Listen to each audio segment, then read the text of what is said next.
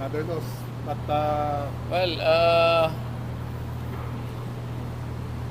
we're just we're just still trying to find our rhythm. Uh, we have a new import.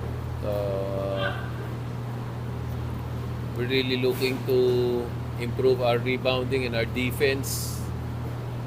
Tingin ko nag-improve naman yung rebounding and defense namin. Pero in terms of the import matchup, we're really giving up too much offense naman dun sa kabila. I think he made 8 points today. The other import made 28 points. Rebounding, parang halos even lang sila. Assist, halos even lang sila. So, the locals needed to make up the 20 points deficit ng import. No? Sa amin kasi, ang sinasabi namin, iparehas lang ng import namin yung laro. Locals na bahala. No? Baga,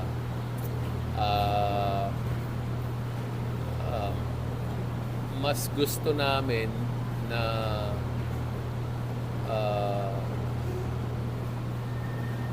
magkaroon ng ng contribution yung local lineup namin kaysa doon sa ipinanalo ka ng import mo,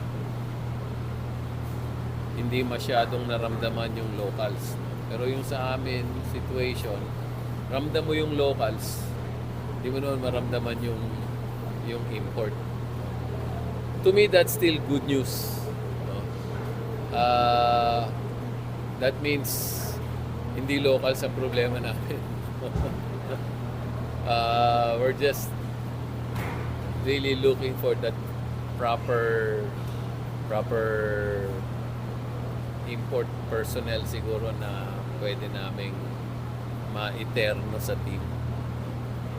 I'm very happy with our locals. Si Mamuyak played another career game. The other game previous to this, si Andre naman played a career game.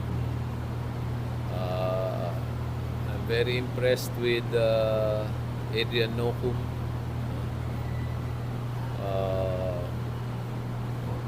Our locals did a good job. I'm not really disappointed with the way our locals played. We had a chance to win the game again. 1 or 2 possessions in the end game.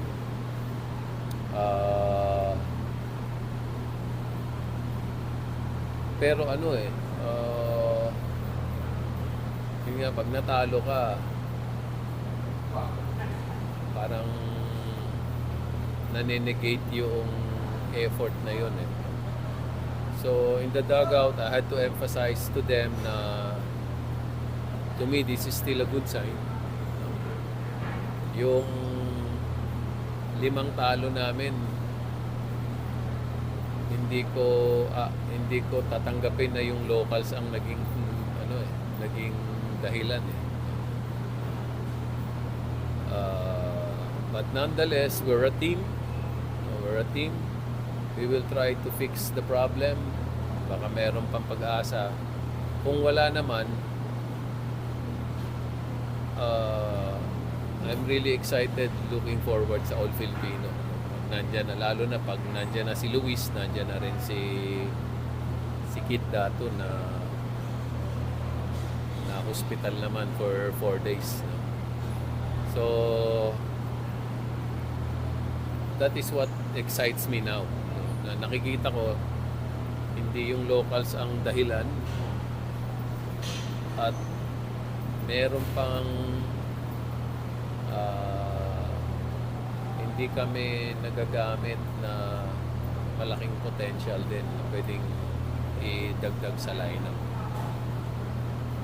I guess that's the silver lining, no, doon sa clouds ngayon.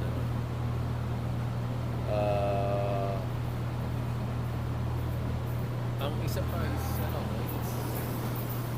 Treadwell's first game. So there's still room for improvement. Maramdaman niya yung ano yung kailangan niyang gawin para manalo yung team. Kanina kasi parang ang feeling ko hindi siya offensive-minded. No, marami siyang gini-give up na pasa na sa tingin ko pwede niyang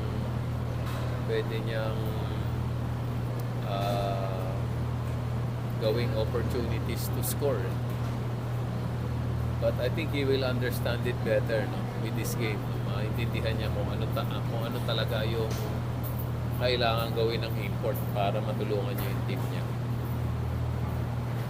Coach, obviously, si Nocom kasi nasa endgame paglaro obviously you're impressed with him dahil nga naglaro siya ng endgame. What impressed you the most nung nakita mo siya in practice and even tonight, ano bang mga qualities? Matagal na siyang nagpa-practice sa amin actually.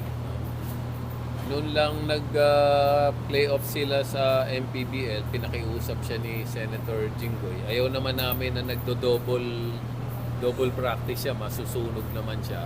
So pinagbigyan na namin siya doon. But we've seen him in practice a lot. We know what his capabilities are. Hindi pa nga siya talagang pure point guard eh. Parang mas dos pa siya eh. No?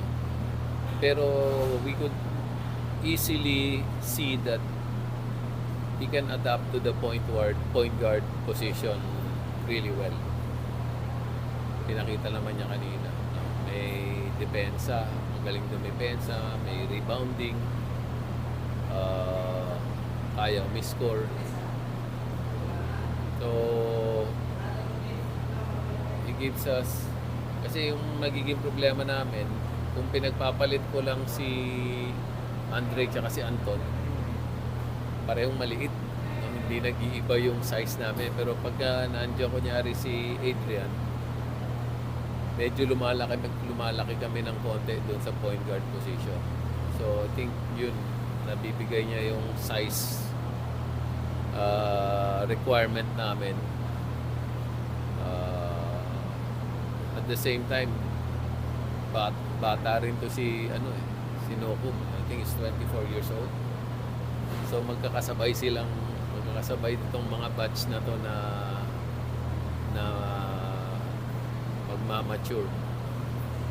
So tingnan natin, baka malapit na. Coach, going back lang doon sa import situation, nung naalala natin yung 2016, nag-champion kayo with an import, si Henderson Niles na didn't average 10 points per game. Is there still some hope, Coach, na parang ganun na? Parang mahirap ulitin yun eh. Parang nung nangyari nga yun, wala na ibang nakagawa nun na actually single digit, 9.6 points lang yata per game yung average yun eh. No? Pero iba rin kasi yung lineup namin noon. No? Meron kami talagang mga pwedeng umiscore din. Andun pa yata si Paul nun eh. No? So,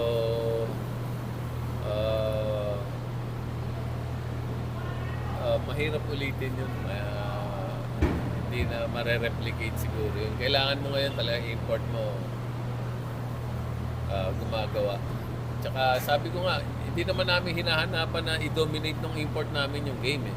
Parehas mo lang kami, local sa bahala, ipapanalo na ng local siya. Kaya lang doon sa 5 talo namin, deficit talaga yung performance ng import namin. Kailangan talagang kayo rin ng locals para lang nandun ka, lumalaban ka. Which is nangyari naman. Kahit doon sa Hinebra, ganun din.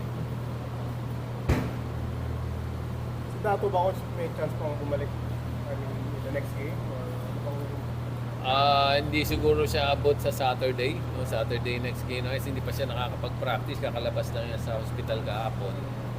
Baka the game after Saturday. Okay.